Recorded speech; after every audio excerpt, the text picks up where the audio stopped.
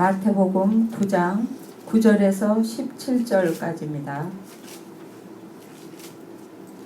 예수께서 거기서 떠나 지나가시다가 마태라 하는 사람이 세관에 앉은 것을 보시고 이르시되 나를 좇으라 하시니 일어나 좇으니라. 예수께서 마태의 집에서 앉아 음식을 잡수실 때 많은 세리와 죄인들이 와서 예수와 그 제자들과 함께 앉았더니 바리새인들이 보고 그 제자들에게 이르되 어찌하여 너희 선생은 세리와 죄인들과 함께 잡수시느냐. 예수께서 들으시고 이르시되 건강한 자에게는 의원이 쓸데없고 병든 자에게라야 쓸데있느니라. 너희는 가서 내가 긍휼을 원하고 제사를 원치 아니하노라 하신 뜻이 무엇인지 배우라. 내가 의인을 부르러 온 것이 아니요 죄인을 부르러 왔노라 하시니라. 그때 요한의 제자들이 예수께 나와 가로되 우리와 바리새인들은 금식하는데 어찌하여 당신의 제자들은 금식하지 아니하시나이까. 예수께서 저희에게 이르시되 혼인집 손님들이 신랑과 함께 있을 동안에 슬퍼할 수 있느뇨. 그러나 신랑을 빼앗길 날이 이르리니 그때에는 금식할 것이니라.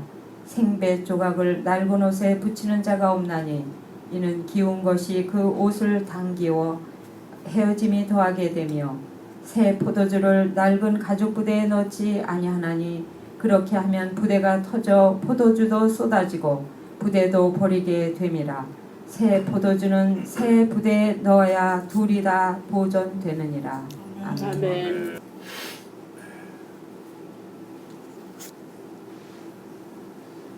자, 오늘 설교의 제목은 당신의 부대에는 무엇이 담겨 있는가. 우리 찬송 중에 새 부대가 되게 하여 주시옵소서.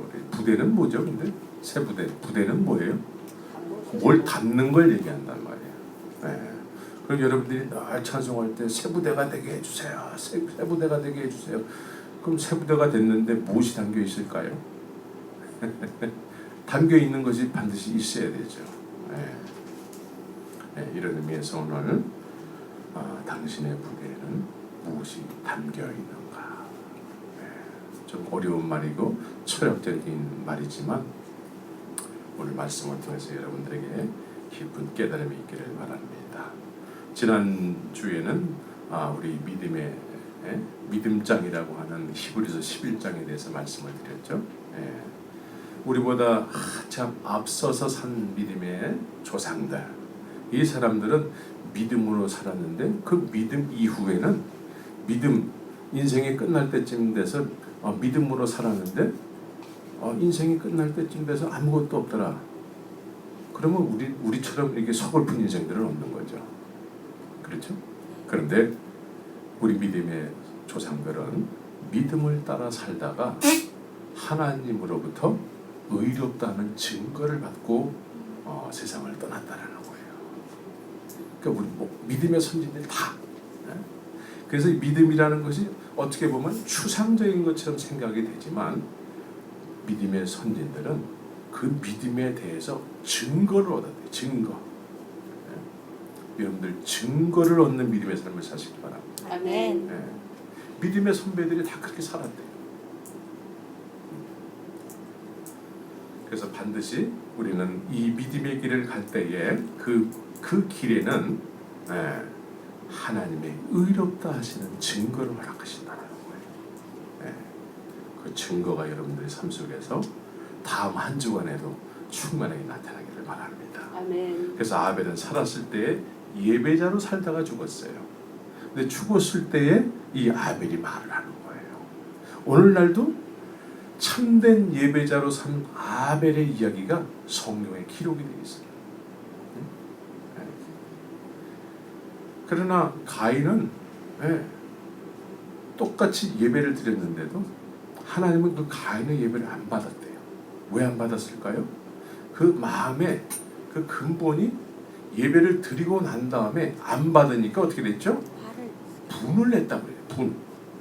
예배자가 예배하러 나왔다가 예배를 안 받으시니까, 주님이 예배를 안 받으시니까 왜 내 예배는 안 받는가 분을 냈다라는 거예요.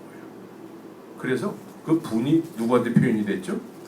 그 아벨에게 표현된 거예요. 그러니까 우리가 예배를 드려도 예배를 드리고 나서 우리의 삶이 형제 자매를 참 미워하는 것으로 나타나잖아요. 그건 가인과 똑같은 거예요. 우리가 주님의 은혜를 받았다 안 받았다는 뭘로 알 수 있어요?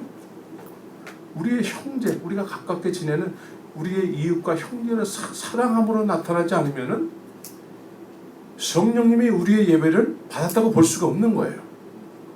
성령님이 우리에게 역사했다고 볼 수가 없는 거예요. 하나님이 우리의 예배를 받으시면은 그 형제, 자매, 가까운 이웃을 사랑하게 되는 거죠. 여러분들 다 그렇죠? 옆 사람에게 그런 표시를 한번 해보세요. 옆 사람에게 억지로라도. 그래서 에녹은 그 믿음으로 산 증거를 하나님께서 허락했는데 죽음을 보지 않고 갔다는 거예요. 이처럼 많은 증거를 삶 속에서 믿음의 길을 가다가 그 믿음이라는 거에 대해서 하나님이 연락을 하셨다는 거예요. 그러면서 증거를 나타냈다는 거예요. 그래서 에녹은 죽음을 보지 않고도 주님의 품에 안겼다는 거예요. 얼마나 주님을 기쁘시게 하는 삶을 살았으면 다 이처럼 믿음의 선진들은 증거를 얻었다는 거예요. 증거. 스데반은 성령이 충만해서 성령이 충만하면 어떤 모습이 되죠? 성령이 충만하면 성령이 충만하면 은사가 충만하게 나타나는 걸 얘기할까요?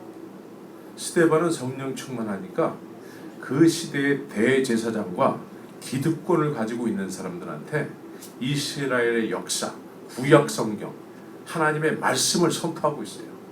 근데 그 사람들이 하나님의 말씀을 모르는 사람들이냐? 다 알아요. 오늘날로 말하자면은 하나님의 말씀을 다 알 뿐만 아니라 신학 박사들이에요. 박사들. 그 아주 기라성 같은 그 시대의 신앙을 이끌어가는 그런 기득권층에게 성령의 충만함을 받은 스데반은 성경으로 돌아가서 얘기를 하고 있어요. 오늘날 성경으로 돌아가야 되는데 성경 위에다가 어떤 신학적인 사상과 여러 가지 이 세상 사람들이 박수 쳐주는 이론으로 이 성경 위에다가 막 여러 가지 화려한 건물들을 많이 전놨어요. 그래서 성경을 이야기보다는 이 시대의 사람들이 좋아하는 이야기를 자꾸 많이 하는 거예요. 그러나 성령 충만한 사람은 성경으로 돌아가는 사람이에요. 스데반은 어떤 자기를 죽이려고 하는 사람들 앞에서도 성령이 충만하니까 성경을 말하는 데 있어서 전혀 주저하지 않아요.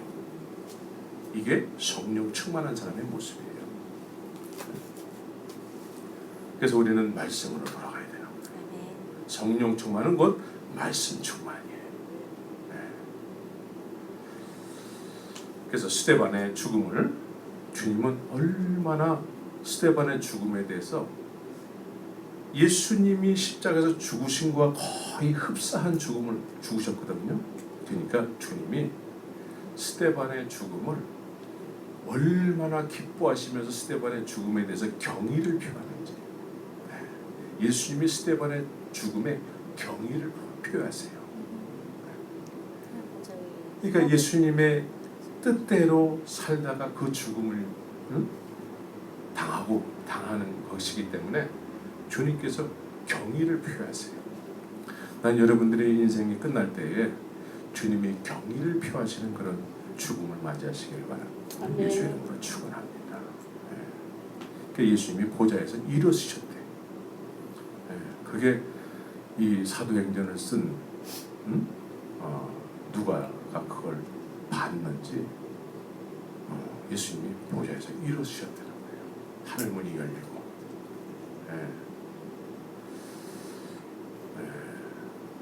우리에게도 그런 놀라운 일이 있기를 바랍니다. 그런 일이 있기를 소원하시나요? 아니면 나는 그냥 그런 건 말고요.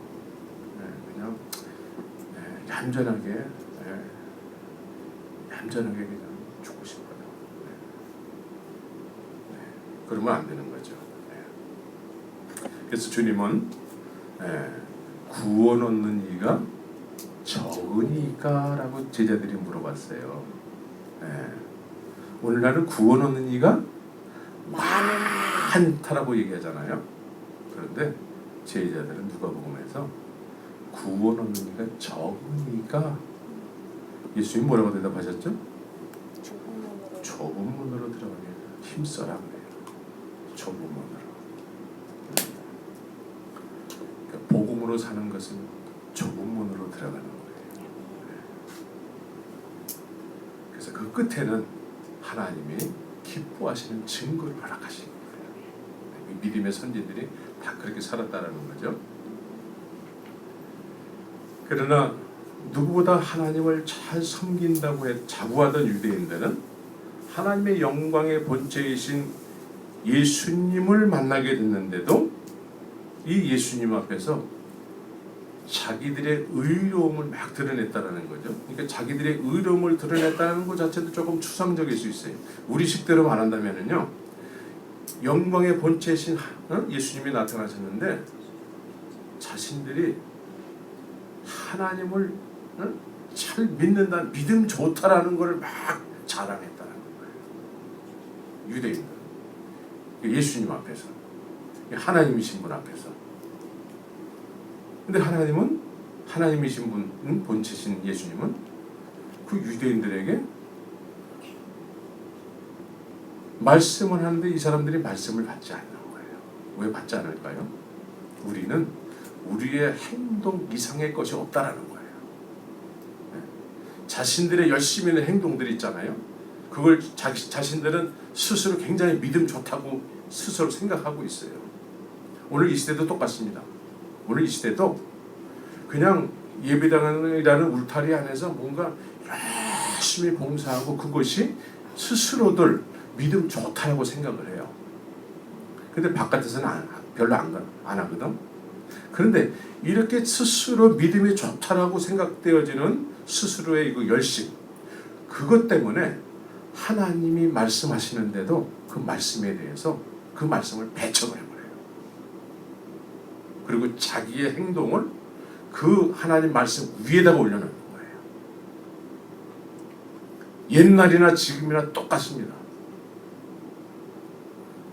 그래서 오랫동안 신앙생활을 했다는데 열매는 없어요. 의롭다 하는 하나님의 증거가 나타나지 않아요. 그러니까 세상이 지금 자꾸 어두워지는 거예요. 십자가의 복음이 온전히 전파된다면 세상은 이렇게 되지 않을 겁니다. 사도행전이 이 시대도 계속 유지되고 더 충만해졌다면 감히 하나님의 말씀을 건드리는 자들이 나타날 수가 없습니다. 근데 우리가 지금 하나님의 말씀보다 자신들이 믿음 좋다라고 스스로 생각하는 어떤 열심히 있는 행동, 그 행동 때문에 주의 말씀을 받지 않아요. 근데 그 말씀을 모르느냐? 다 알아요. 말씀을 다 알면서도 그 말씀대로 안 산다는 거예요. 그리고 자기들의 열심히 있는 행동에 의해서 우리는 믿음 좋다라는 거예요. 근데 열매는 없어요. 이런 자들에게 예수님이 말씀하시라고 해요.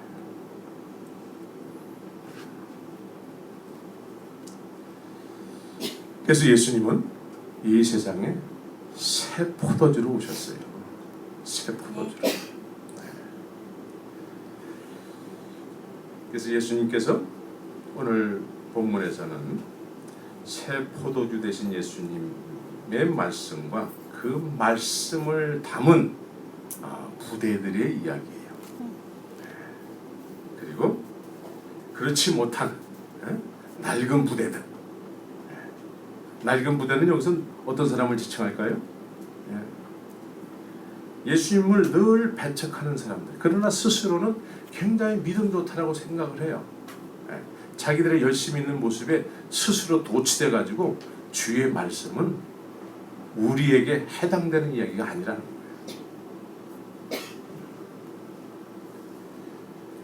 그래서 예수님은 오늘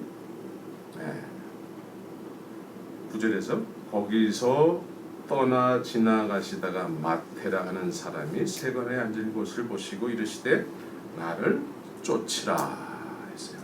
거기서 떠나 지나가시다가 마태를 부르셨대요.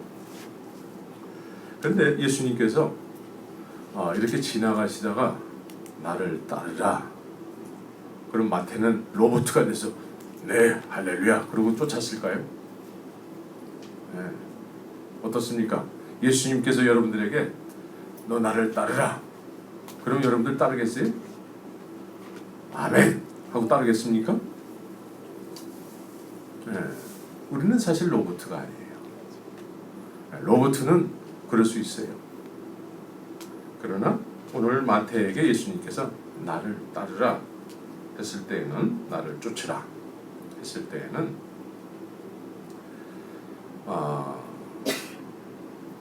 마태복음 4장 18절에서도 예수님께서는 해변에 다니시다가 베드로와 또 그 어촌에 사는 사람들을 이렇게 부르시죠. 나를 따르라. 그리고 누가복음 5장 8절에서는 이제 조금 구체적으로 내용이 이렇게 기술이 되어 있는데, 나를 따르라에 대한 구체적인 내용이 뭐냐면 예수님께서 베드로의 배에 올라타셨다는 거예요. 그냥 마태복음과 마가복음은 해변을 지나가시다가 베드로를 불렀다는 얘기를 하잖아요. 그러나 누가복음은 조금 이 누가라는 사람은 아주 구체적으로 기술을 해요. 그래서 누가복음에서는 예수님께서 아침에 베드로의 배에 오르셨다는 거예요. 오르셔가지고 무슨 일이 있었어요. 무슨 일이 있었을까요? 베드로가 그날 고기를 한 마리도 못 잡았죠. 그건 뭐 우리가 어렸을 때부터 익히 들어왔던 내용이에요. 그런데 고기를 한 마리도 못 잡고 있었는데 예수님께서 저 깊은 곳에 가 한번 던져봐. 그러니까 베드로가 말씀에 의지해서 던졌다고 기록이 되어 있죠. 말씀에 의지해서 던지면 무슨 일이 생겨요. 아멘. 하나님께서 나에게 말씀하신 거에 대해서 내가 순종을 하면은 무슨 일이 생겨요. 그런데 베드로는 그 말씀에 의지해서 고기를 많이 잡게 됐다는 건 여러분들이 너무나 잘 알고 계십니다. 고기를 많이 잡게 됐다는 거는 우리가 미주복음 방송이라든가 기독교 방송을 들으면 간증이 다 그런 거예요. 하나님의 말씀에 의해서 내가 이렇게 비즈니스가 안 되다가 말씀에 의지해서 뭔가를 했더니 한 방에 요즘 말로 대박이 났다. 이런 간증들이 주로 대부분이거든요. 그런데 베드로는 고기를 많이 잡게 됐는데 어떤 행동을 했죠? 그 많이 잡게 된 거에 대해서 감사의 표현을 하기보다는 예수님 앞에 무릎을 꿇어버리는 거예요. 무릎을 꿇어요. 나를 떠나소서. 나는 죄인입니다. 주님의 놀라운 기적을 경험하는 순간에 자신의 죄를 고백했다는 거예요. 예수님이 기뻐하셨어요. 너 나를 따르라. 근데 베드로가 요거보다 좀 더 앞서서 또 무슨 일이 있었어요. 그 일이 뭐냐면 그 형제 안드레에게 예수님을 소개받은 거예요. 안드레에게 예수님을 소개를 받았어. 요한복음에 보면은 어떻게 소개를 받았죠? 안드레가 베드로에게 예수님을 소개하는, 예수님에 대해서 소개를 하는데, 안드레는 예수님을 만나고 나서 개인적으로 어디 계시오니까 예수님 무엇을 구하느냐 와 보라 해가지고 예수님과 안드레가 어떤 개인적인 관계를 만남을 가졌다라는 거예요. 그 만남 이후에 안드레가 베드로를 만나서 뭐라고 얘기했냐면 내가 메시아를 만났다 그래요. 예수님을 메시아다라고 여기게 됐다라는 거죠. 내가 메시아를 만났어. 근데 베드로는 메시아로 소개를 받았는데 메시아인지 아닌지 아직 개인적인 관계가 없어요. 예수님하고 관계가 없다가 그 아침에 이제 예수님이 찾아오신 거예요. 그 배에. 그래서 그 말씀에 의지해서 예수님을 경험하는 순간에 안드레의 이야기에 의해서 메시아가 맞다라는 거예요. 그래서 무릎을 꿇었다라는 거예요. 네. 난 여러분들이 다 예수님을 메시아로 경험하는 사람들이 다 되길 바랍니다. 네. 그냥 병 고치는 예수, 나를 잘 먹고 잘 살게 해주는 예수, 그런 예수가 아니라 메시아 예수. 네. 메시아가 무슨 뜻이죠? 구원자. 네? 구원자, 죄에서부터 구원한 분이라는 거예요. 예수님은 이 세상에 이 세상 죄를 지고 가는 하나님의 어린 양으로 오셨잖아요. 이 세상 모든 죄를 지고 가는 어린 양으로 오셨다는 거예요. 그래서 메시아라는 거예요. 나의 죄, 우리의 죄, 모든 죄를 지시기 위해서 이 세상에 오셨다는 거죠. 그래서 메시아 예수를 믿어야 되는 거예요. 그래서 베드로가 아침에 메시아 예수를 경험한 거예요. 어떻게 나 같은 죄인에게 그 거룩하신 메시아 예수 그리스도께서 나한테 찾아올 수가 있습니까? 나는 몸둘 바를 모르겠습니다. 난 감당할 수가 없어요. 나를 알만 할수록 얼마나 죄인 줄 아세요? 네? 나를 멀리 하세요. 나는 얼마나 추잡한 인간인지 몰라요. 자기의 정체성을 주님 앞에서 낱낱이 드러내는 거예요. 그랬더니 예수님이 오늘도 예수님이 뭐라 그랬죠?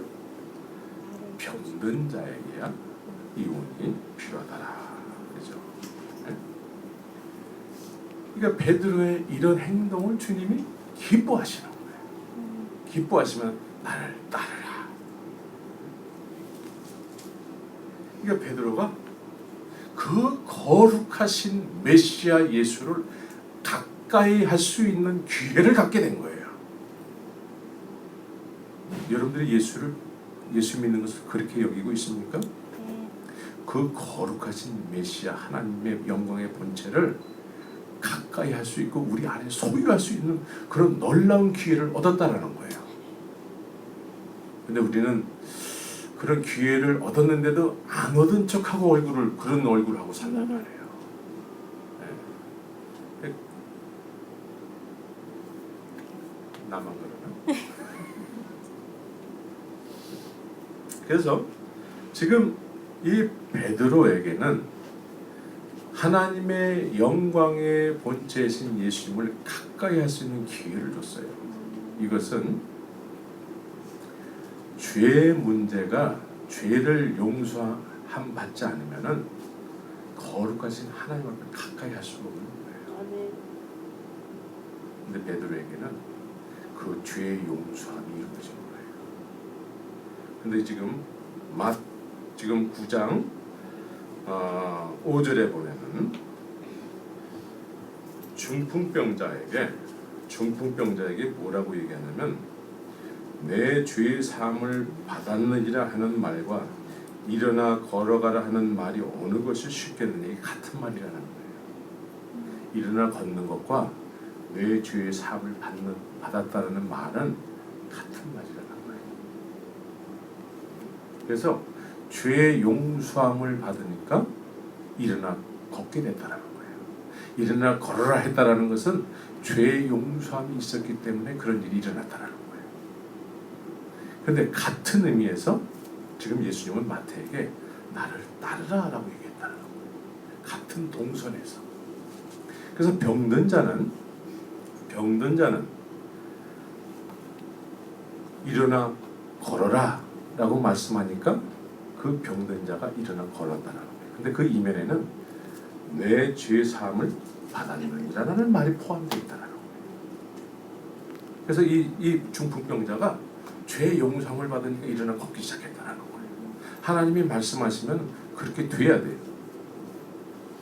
그렇게 안 되면은 안 되는 거예요. 그렇게 돼야 돼요. 그래서 일어나 걷는 거예요. 그런데 지금 마태에게 나를 쫓으라. 이 사람은 마태를 이 시대에 사람들은 뭐라고 손가락질했죠? 세리들을 뭐라고 손가락질했어요? 예. 죄인이라고 사람들이 손가락질했단 말이에요. 이 죄인에게 나 스스로 난 죄인이야라고 스스로 생각하는 이 마태에게 나를 쫓으라라는 말은 내 죄의 사함을 받았느냐 일어나 걸어라 이 말하고 같은 동선에서 말씀하고 있다라는 거예요. 그러면 지금 나는 죄인입니다라고 스스로 생각하는 사람한테 네 죄의 사함을 받았느니라는 말이 전제되어 있다라는 거예요. 그래서 너는 나를 쫓으라는 거예요. 지금 중풍병자에게는 내 죄의 사함을 받았느니라 하면서 이제는 온전한 삶을 살아라고 그렇게 말씀하셨다면은 이 마태에게는 내 죄의 사함을 받았느니라 하면서 나를 따르라 이렇게 얘기했다는 거예요. 그래서 이 죄 문제가 해결이 안 되면은 주님을 가까이 할 수가 없어요. 죄 문제가 해결이 안 되면은 예수님은 제자들에게 예수님 자신이 어떤 분인지를 자꾸 드러내 보여주신단 말이에요. 드러내 보여주세요. 그렇죠? 예수님이 나를 따르라 했는데 아무것도 보여주지 않고 배고파 죽겠는데 그냥 금식하는 거야. 그리고 계속 쫓아오기만 하고 말이에요. 그럼 누가 쫓겠어요? 그렇죠? 그런데 나를 따르라 했을 때는 그 따라가는 사람에게는 그 메시아 되심, 하나님의 영광의 본체이신 그 메시아 되심, 메시아는 죄로부터 구원할 자라는 거죠. 그 죄에서 구원할 자 되심을 자꾸 보여준다는 거예요. 내가 누군지 아느냐? 내가 누군지 아느냐? 그래서 제자들에게 따르는 제자들에게 죄 문제가 내 죄의 사함을 받았느니라 나를 따르라 이렇게 이야기한 제자들에게 예수님은 계속해서 이적과 기사를 계속 보여줘요. 베드로가 고개 한번 왕창 잡고 나서는 끝났나요? 그때서부터 풍랑을 만났어요. 근데 그 자리에 예수님이 계세요. 예수님은 평강 자체시니까 그냥 그 풍랑이 일어나는 그 상황 속에서도 주무셨다 그래요. 근데 제자들은 그때 막 우왕좌왕 막 했겠죠. 아마 이 사람들의 생각 속에 상식에는 풍랑을 만나면 죽는다라는 어떤 그런 패배적인 생각이 있었을 거예요. 왜? 그 동네에 많은 사람들이 그렇게 죽은 사람들이 많았을 거예요. 오늘날 한국의 바다 해안가에 사는 사람들은 남편의 죽음, 아버지의 죽음 이런 경험들이 많잖아요. 그러니까 제자들도 그런 경험들이 많았을 거란 말이죠. 그런데 그 죽어야지 당연한 그런 상황 속에서 그 현장에 예수님이 계시다는 거예요. 그래서 그 상황 속에서 예수님을 따르는 사람들만 경험하는 거예요. 죽음 속에서 사망의 음침한 골짜기에 들어가는 건데 그 상황 속에 예수님이 계셨다는 거예요. 생명 되신 예수님. 그러니까 이 제자들은 죽어야 될 상황 속에서 구원함을 얻은 거죠. 구원. 그래서 다방면으로 예수님 되심을 자꾸 보여주는 거예요. 그러니까 죄의 문제가 해결이 안 되면 예수님 앞에 근접할 수가 없어요. 그런데 실제적으로 예수님 주변에는 수많은 군중들이 있었잖아요. 그 사람들은 그냥 군중이에요. 그냥 병 한번 인생의 문제 한번 해결받고 예수님은 그런 예수님인가 봐. 그러나 제자들은 죄의 문제가 해결되고 나서 예수님을 계속 쫓음으로 인해서 예수님이 어떤 분인 것을 계속 깨닫게 되는 거죠. 계속. 여러분들도 그렇죠? 네, 아멘. 왜 아멘이 뭐지? 아멘. 아멘을 크게 해야지 그런 일이 생길까 말까 해요. 아멘을 크게 하셔야 돼요. 그러면 주님이 이렇게 배에서 이렇게 누워서 주무시다가도 깜짝 놀라가지고 일어나시지. 그러니까 제자들이 막 우왕좌왕할 적에 예수님 생각을 처음엔 못했거든. 근데 예수님이 하도 조용하게 주무시고 계시니까 그때 마침 죽을 지경이 되다 보니까 예수님이 생각이 나가지고 예수님 우리 죽게 됐어요. 죽게 됐어요. 네. 주 안에 있는 사람은 죽어도 산다라는 거예요. 네. 이것을 예수님을 따라가는 제자들에게는 계속해서 보여주는 거예요. 계속해서. 난 여러분들의 믿음이 베드로 같은 믿음이 되길 바랍니다. 아멘. 네. 베드로는 어떤 사람이었죠? 한 번은 예수님은 산에 혼자 기도하고 계시고 제자들은 이제 저 멀리 갈릴리 호수를 건너서 저 멀리 가버나움으로 이렇게 가게 했지 않습니까? 먼저 번에는 그 배 안에 예수님이 계셨으니까 이제 위기를 극복할 수 있었어요. 그런데 나중에는 그 배 안에 예수님이 안 계셔요. 예수님이 안 계신 상태에서 죽음을 경험하게 된 거죠. 근데 이때 예수님은 그 현장에 계시지 않지만 계신 것과 같다라는 거예요. 그래서 밤이니까 이 사람들이 막 제자들이 막 배에서 막 우왕좌왕하는 걸 예수님 산에 계시면서 안 보이잖아요. 깜깜한데. 그렇죠? 네. 안 보여요. 밤이니까. 그런데 예수님께서 그런 상황을 다 알고 계셨어요. 그래서 바다 위를 갈릴리 호숫가를 걸으시잖아요. 네. 안 걸으셨나? 걸으셨습니다. 근데 여러분들의 표정은 안 걸으셨다는 표정이야. 네. 걸으셨죠? 아멘. 네. 걸었다고 해주세요. 네. 주의 말씀이니까. 아멘. 네. 그래서 예수님이 막 무리를 걸으시는데 나는 이렇게 생각을 해봤어요. 제자들이 막 죽을 것 같아요. 네. 그러니까 예수님이 거의 아사 직전까지 이렇게 탁 놔뒀다가 천천히 뒷짐지고 무리를 걸으셨을까? 그 사랑하는 제자들이 막 곤란을 당할 때에 예수님은 그 무리를 아마 마라톤 뛰듯이 뛰셨을 것 같아요. 막 뛰셨을 것 같아요. 그런데 참 이상해요. 그 공경을 당한 그 배를 향해서 막 오시는데 그 배에 오셔서 그냥 얘들아 부르면 되는데 안 부르고 그냥 지나쳐 가려고 그래요. 지나쳐 가려고 그래요.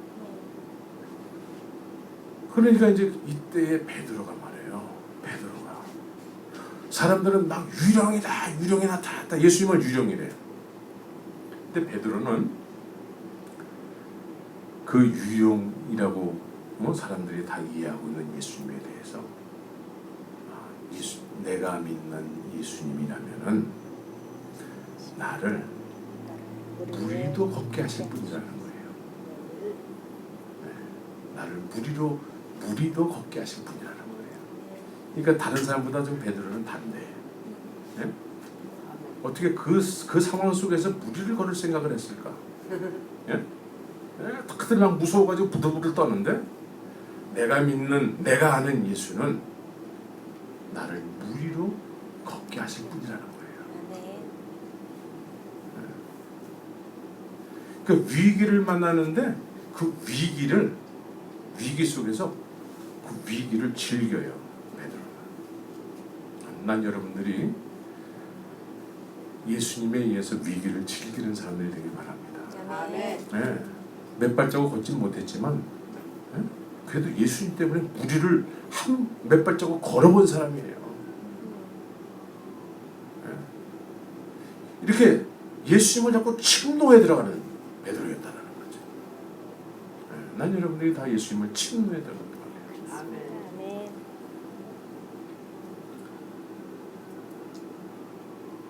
그래서 이 제자들은 예수님을 자꾸 따라다니면서 자꾸 경험하게 됐어요. 자꾸 알게 됐어요. 여러분들이 예수님에 대해서 얘기한다 그러면은 뭐라고 얘기하겠습니까? 무슨 얘기를 해야 될까요? 예수님이요, 나를 위해서 십자가에서 죽으시고 부활했습니다. 더 없는데요. 예수님에 대해서 무슨 얘기를 할 수 있겠습니까? 제자들이 예수님에 대해서 얘기한다면 그냥 쫓아다니면서 경험했던 이야기들 있지 않습니까? 우리가 죽을 뻔했는데 거기서 막 주님이 그냥 풍랑을 그냥 명예에서 잠잠케 하고 말해. 우리 주님은 그런 주님이세요. 얘기했겠죠. 이 시대는 그렇게 예수님을 얘기하는 사람은 잘 못 봤어요. 저도 몽골에서 주님이 막 역사하셨던 거를 막 얘기하면은 그래도 좀 있어요. 여러분들에게도 그런 이야기가 있어야 되지 않겠습니까? 맞습니다.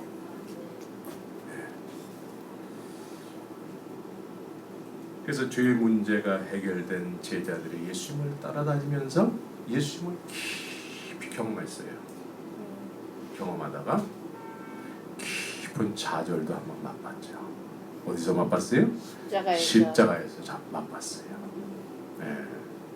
십자가에서 다 도망갔죠. 네. 그래서 죄의 문제가 해결되지 않으면 거룩하신 하나님의 본체이신 예수님께 가까이 갈 수 있는 기회가 없어요. 네. 그냥 군 중에 한 사람으로 그냥 있을 뿐이에요. 네. 군중들은 예수님에 대해서 먼 발제해서 봤기 때문에 구체적으로 예수님을 경험한 얘기가 없어요. 그냥 많은 예배당이 크고 예배당 많은 사람들이 모여있는 중에 한 사람은 이렇게 앉아 있잖아요. 군중이에요. 그래서 예수님에 대한 이야기가 없어요. 그리고 예수님에 대해서 이야기한다 할지라도 우리 1월 첫째 주에 말씀드렸던 것처럼 오늘날 그 미국도 지금 K-팝이 아주 유행이잖아요. K-팝. 네? 너무 거룩하게 사셔서 K-팝을 모르시나? 네. K-팝. 여자애들이 막 여러 명이 나와서 막 이렇게 단체로 막 춤추고 그러는 거 있잖아요. 네. 요즘 많은 사람들이 그 아이들이 우상이에요, 우상. 네? 그래서 그 아이들에 대한 인포메이션을 컴퓨터를 통해서 그 아이들 스스로 자신들에 대해서 아는 것보다 더 많이 알고 있어요. 근데 문제는 그렇게 우상으로 알고 있는 그 K-팝 가수들이 그 팬들의 한 사람 한 사람을 모른다는 얘기예요. 팬들은 그 가수들을 아는데 가수들은 그 팬들을 다 몰라요. 특정한 사람만 알아. 특정한 사람.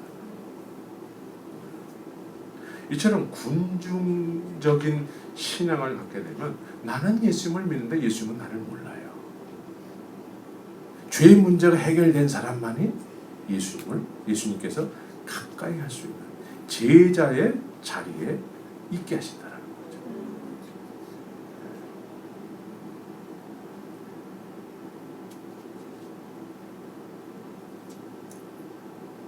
그래서 오늘 이제 그 예수님께서 건강한 자에게는 의원이 쓸데없고 병든 자에게라야 쓸데있느니라 그래요. 예수님께서 이 예수님을 배척하는 사람들하고 이렇게 대화를 나누는데 대화의 내용이 뭐냐면 이 배척하는 사람들은 왜 세리와 죄인들과 함께 하느냐 이거예요. 너네 선생은. 그러니까 죄인과 세리와 주님이 함께 하셨다는 거예요. 죄인과 세리들과 함께 했다라는 의미는 예수님의 말씀을 들으러 모였는데 이 사람들은 예수님의 말씀을 들을 수 있는 자리에 있게 하셨다는 거예요. 그런데 지금 그렇지 못한 사람들, 스스로 막 잘 믿는다고 하는 사람들은 그 자리에 있기를 싫어한다는 거죠. 저 사람들 우리하고 다른 사람들이라는 거예요. 죄인들이라는 거예요. 어찌 너네 선생은 저런 사람들하고 같이 하냐라는 거죠. 그러면 여기서 새 부대와 낡은 부대가 딱 갈라지는 거예요. 예수님을 가까이 할 수 있는 사람들이 새 부대고, 예수님을 멀리 하려고 하는 스스로는 어렵다고 여기는 사람들이 낡은 부대라는 거죠.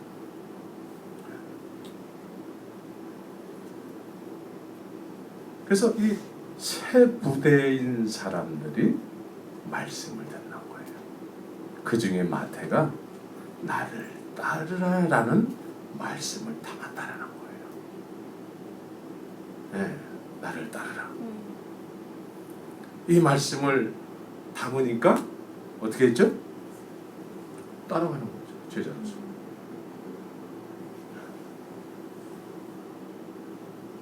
이렇게 말씀을 담은 사람들은 그 말씀에 의해서 살아가는 거예요. 네. 나를 따르라. 일어나 걸어라. 이 말씀이 담겨진 사람들, 그 담겨진 말씀에 의해서 인생이 그렇게 사라지는 거예요. 아멘. 그렇죠? 예. 예. 우린 그런 모습으로 가야 돼요.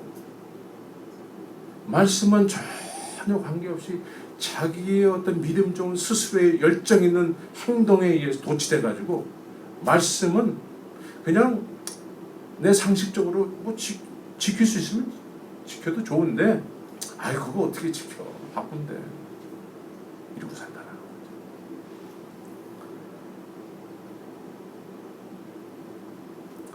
여러분들은 말씀을 소유하고 있어야 돼요. 네. 말씀은 생명의 말씀이에요. 아멘. 이 생명의 말씀은 하나님께서 온 우주 만물을 창조하신 말씀이에요. 아멘. 그 창조주 하나님께서 나에게 말씀한다는 거예요. 일어나 걸어가라.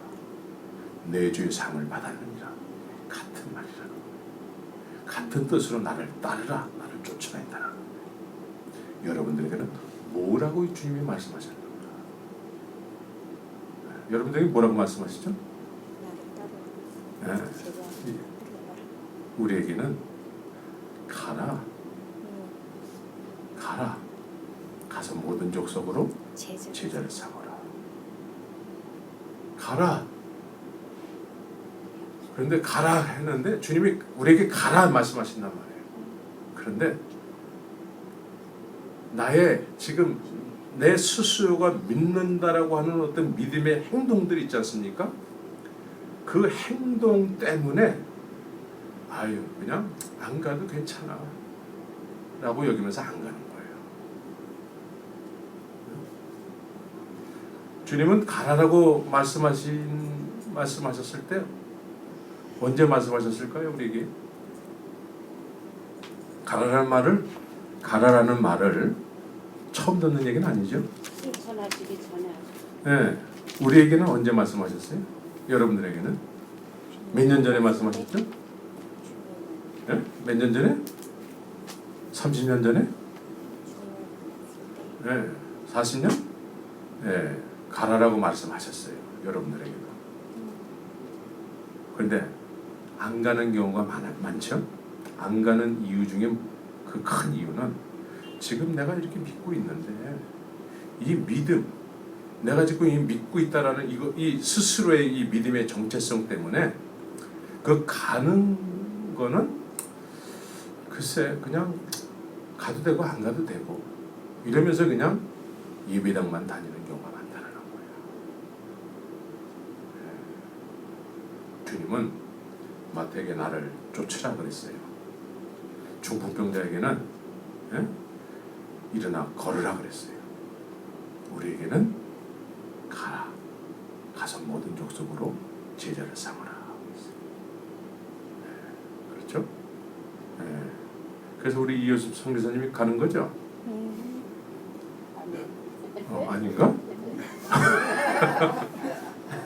네. 우리는 우리에게도 지금 주님이 말씀하고 있다는 거예요. 말씀하시는데 우리는 반응하지 않는 경우가 너무나 많아요. 지금 중풍병자에게 말씀하시니까 일어나 걸었다는 거예요. 마태에게 나를 쫓으라 그러니까 쫓아다라는 거예요. 우리에게는 가라. 내 증인이 되리라. 만민에게 복음을 전파하라. 이렇게 명령하셨어요. 똑같은 동선에서 말씀하신단 말이에요. 근데 우리는 오래전서부터 이 이야기를 듣는데 중풍병자는 단번에 그 얘기를 듣고 일어나 걸었어요. 마태도 단번에 그 얘기를 듣고 예수님을 쫓기 시작했어요. 우리는 수십 년 전서부터 가라 라는 말씀을 계속 들어왔는데 안 가고 있어.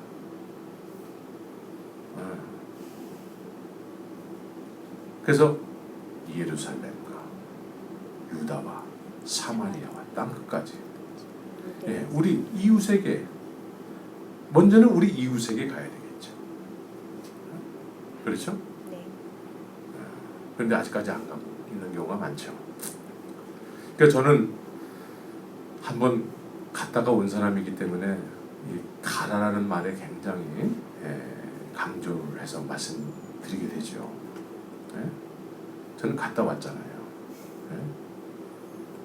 예? 옛날에 제 어렸을 적에 월남전에 참전했다가 돌아온 사람들, 이 사람들은 정말 군인 같았어요. 예? 그렇죠? 예. 그냥 어렸을 때 그 월남전에 참전했다가 그 청룡부대, 그 노래도 있잖아요. 진짜 군인 같아요. 예. 제가 몽골에 갔다가 오니까 진짜 군인 같은 느낌이 들어요. 예. 근데 이것도 시간이 좀 지나가면 또 이렇게 좀 옅어지겠지만 또 그때 되면 또 우리 이효섭 선교사님이 또 오지 않겠어요. 예. 그래서 우리는 주님께서 우리에게 말씀하시는 음성이 뭔지, 오늘도 우리에게 주님은 말씀하신다. 가라. 내가 너희를 위해서 죄 문제 다 해결했지 않느냐? 오늘 죄 문제가 해결된 사람들에게 가까이 할 수 있는 제자의 자리에 있게 했단 말이에요. 그 여러분들도 지금 죄 문제가 해결됐잖아요. 그러면 이제 주님의 영광을 가까이 할 수 있는 자리가 여러분들에게 있는 거예요. 네. 그래서 그런 사람들에게 예수님이 말씀하는 거예요. 나를 쫓으라라고 얘기하지 않죠. 우리는 주님은 가라, 내 증인이 되라. 네. 너희는 세상의 빛과 소금이다. 근데 많은 경우에 우리는 예배당 안에서만 그런 경우가 많아요. 예배당 안에서 하는 거는 이제 그만하고 바깥에 나가세요. 바깥에 나가서 내 말로 나의 복음이 돼야 되잖아요. 십자가는 누구의 십자가죠? 나의 네? 십자가. 십자가는 누구의 십자가예요? 나의 십자가. 나의 십자가예요. 나한테 일어난 일이란 말이에요. 십자가는 내 죄가 거기서 해결됐단 말이죠. 그렇습니다. 그러면 이 나에게 적용된 일이기 때문에 주님이 이 땅에 오셔서 나를 위해서 십자가에서 죽으시고 부활하신 일인데, 그렇잖아요. 근데 이 얘기는 이 십자가를 경험한 사람은 이것이 나의 복음이라는 거예요. 그 십자가의 도가 멸망하는 자들에게는 어리석은 것이고 그래요. 십자가를 믿는다고 하는데 별로 중요하게 뭐 얘기도 잘 안 해. 근데 구원 얻는 이들에게는 하나님의 능력이 된다. 십자가가 여러분들에게 하나님의 능력이 됩니까? 아멘. 구원 얻는 자들에게는 이것만큼 복음이 없다라는 거예요.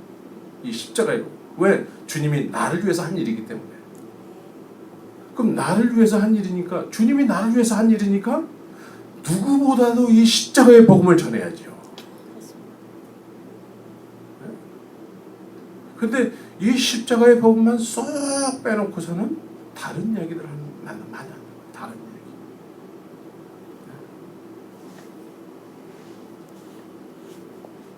우리는 이 십자가의 복음에 빚진 자로 살아야 돼요. 아멘. 성령에 충만한 사람은 뭘 많이 얘기할까요? 이 십자가의 복음. 보혜사 성령은 어떤 분이시죠? 부활의 영이시잖아요. 사망 권세를 깨뜨리신 분이시잖아요. 예? 사망 권세는 어디서 깨졌어요? 십자가에서 깨졌죠.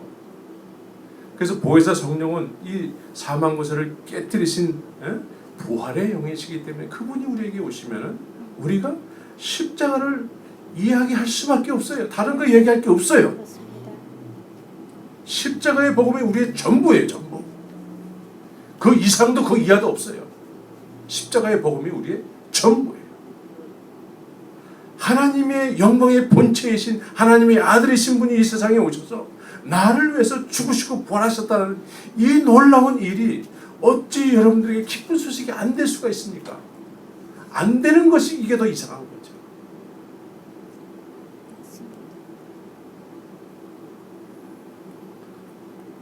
우리에게도 주님은 나를 따르라 라는 마태에게 말씀하신 것처럼 하나님의 영광의 본체 앞에 가까이 할 수 있는 기회를 주셨단 말이에요. 그래서 그 기회를 얻은 우리는 이제는 가서 이 나를 위해서 우리를 위해서 이루신 십자가의 복음을 전하는 거예요. 이 이야기는 여러분들이 신앙생활 정말 주님을 경험했다고 하는 그 순간서부터 주님은 여러분들에게 말씀해 오신 말씀입니다. 십자가의 복음을 여러분들이 생명을 다하기까지 증거하시면서 여러분들 안에는 오직 십자가의 복음만이 가득 담긴 새 부대로 살기를 예수의 이름으로 축원합니다. 아멘.